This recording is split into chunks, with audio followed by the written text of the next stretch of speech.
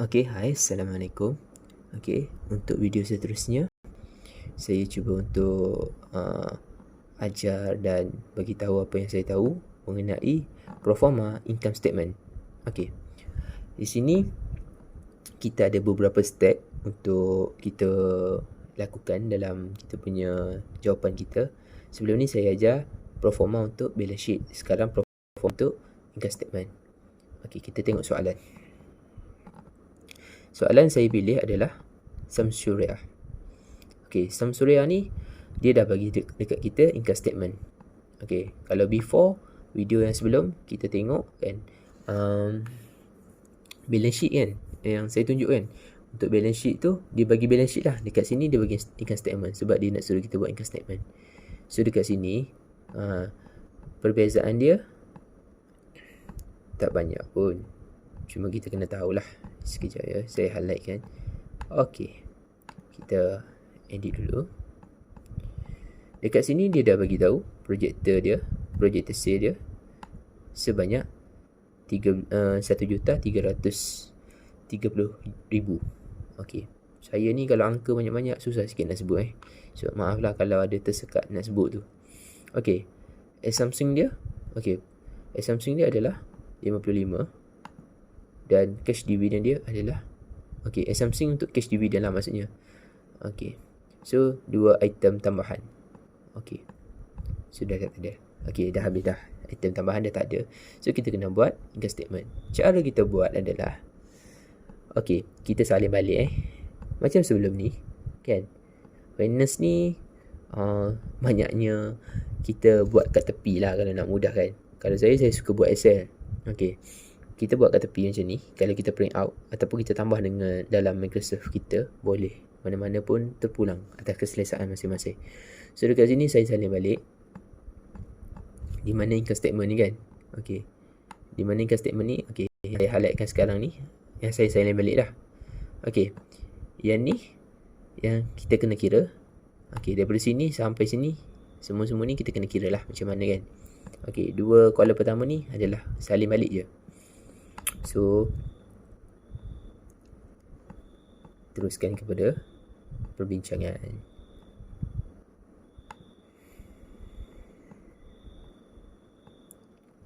Okey. Kita kena kira untuk cost of goods sold. Saya highlightkan dulu. Cost of goods sold, operating expenses, interest.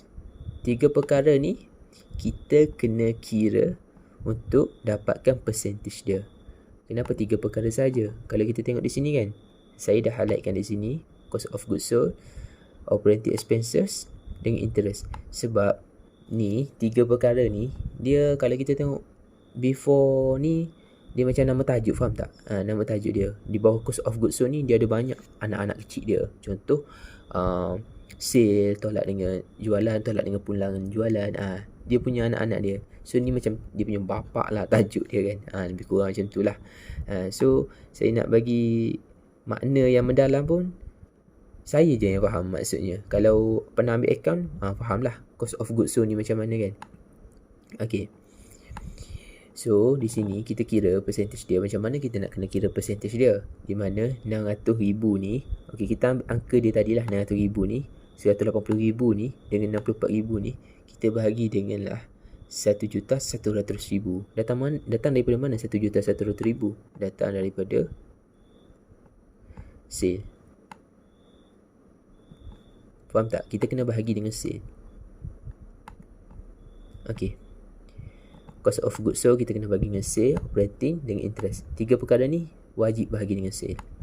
So semuanya kita bahagi dengan sale. So kita akan dapat lah 0.545. Okay, di sini saya ingin tegaskan lah. Kalau awak semua nak buat 3 titik perpuluhan, buatlah 3 titik perpuluhan semua sekali. Kalau nak buat 4, buatlah 4. Kalau awak tengok di sini saya, di sini 3 kan, di sini 4, di sini 4 titik perpuluhan. Okay, ini adalah skema jawapan daripada lecturer saya.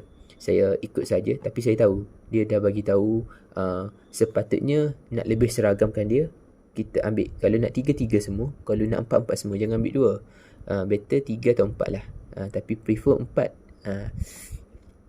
So di sini kita akan 600,000 bahagi dengan 1,100,000.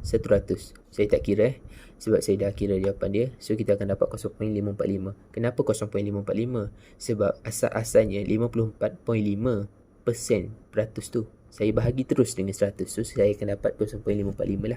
Yang ni pun sama, saya bahagi terus dengan 100. Yang ni pun sama.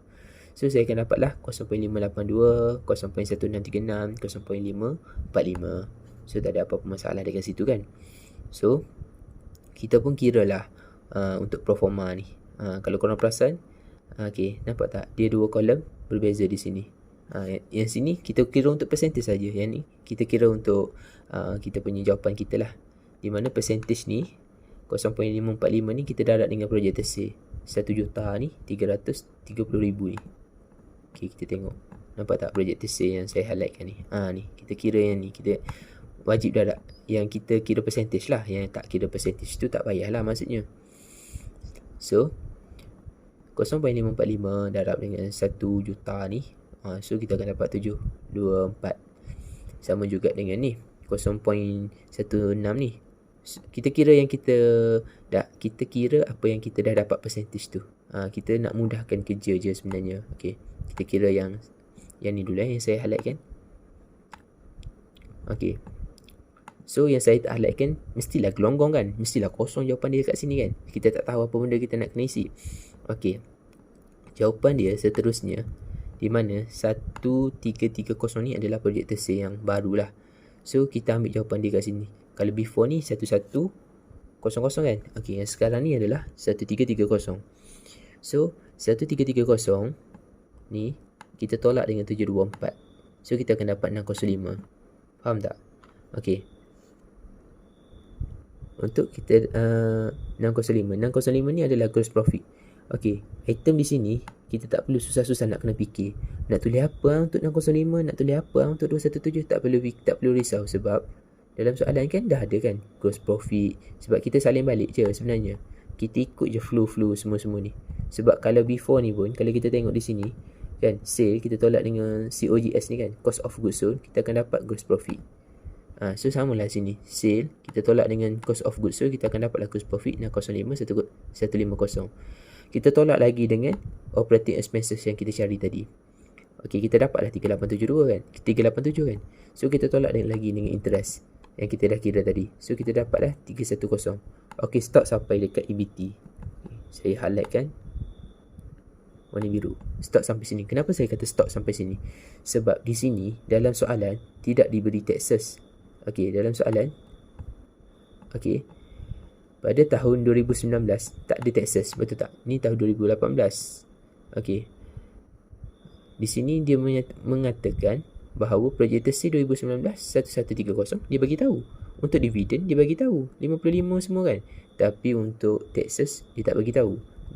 Dia hanya ada untuk 2018. So macam manalah kita nak dapat taxes kita? Takkan kita nak letak kosong kan? Tak boleh. Sebab kalau ada net income mesti ada taxes. So jawapan dia formula dia kat bawah. Okay, sini saya besarkan. Jika tidak diberi take rate, maksudnya kadar cukai, refer kepada kadar cukai tahun lepas lah, 2018 tu. Dapatkan percentage daripada 2018, cukai 2018. Cara kira untuk kita dapatkan kadar cukai tu, di mana cukai pada tahun 2018, okay, kita bahagi dengan EBT, earning before tax 2018. Okay, kita tengok soalan. Nampak tak? 87,000 ni kita bahagi dengan 256. So di sini 87 kita bahagi dengan 256. So kita dapatlah 0.3398. Faham? So 0.3398 ni kita pindah pergi sini. 0.3398. Kita darab dengan daripada mana datangnya 310156. Datang daripada EBT yang kita kira tadi. Ni. Okey, saya kecilkan. Ni datang daripada EBT yang warna biru ni. Okey, datang daripada ni. Setelah kita totalkan yang kita kira atas tadi lah kan. So 0.3398 ni kita darab dengan 310. Kita akan dapat 105391. Macam tadi juga 0.39 ni saya dah bahagi dengan 100. So saya akan dapat perpuluhan lah. Kalau saya darab dengan 100, saya akan dapat 33.98%.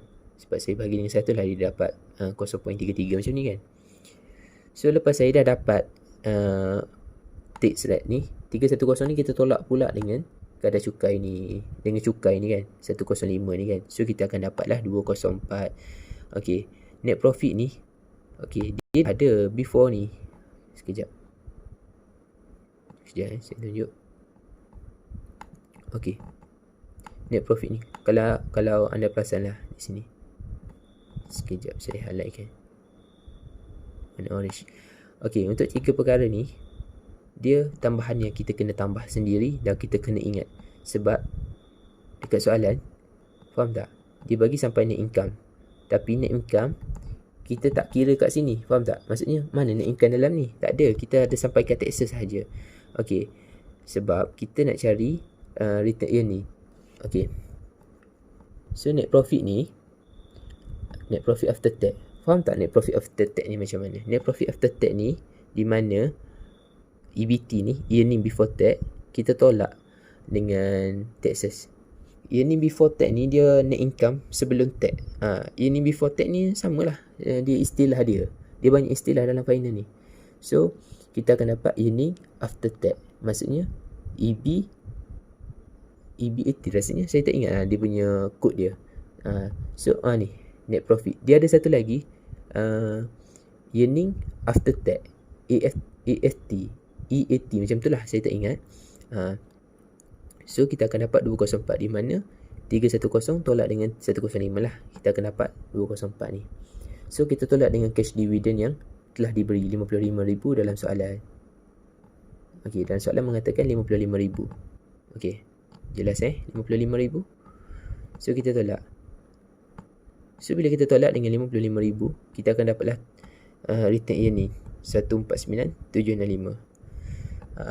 So itu sahaja cara menjawab dia. So apa yang kita kena ingat dalam soalan ni, jika tidak diberi tax rate, yang ni kita kena ingat. Ni penting. Okey, lepas tu percentage untuk kita untuk kita dapatkan jumlah tax pada tahun 2019, di mana percentage tax 0.398 ni kita darat dengan EBT pada tahun 2019. Ni tahun 2019 ni. Nampak tak soalan dia ni? Okey, saya highlightkan. Okey, warna orange ni kan atas ni. So EBT pada tahun 2019 310 lah kan. Kita darat dengan 0.3398. So kita akan dapat 105. So begitulah set seterusnya. Dia tolak je bahagian sini. So settle lah untuk performa income statement. Okay, kalau ada apa-apa soalan boleh tanya, PM saya ataupun mana-mana lecturer yang kita belajar. InsyaAllah kita berkongsi kebaikan sama-sama. Okay, terima kasih daripada saya. Maaf atas kekurangan. Assalamualaikum warahmatullahi wabarakatuh.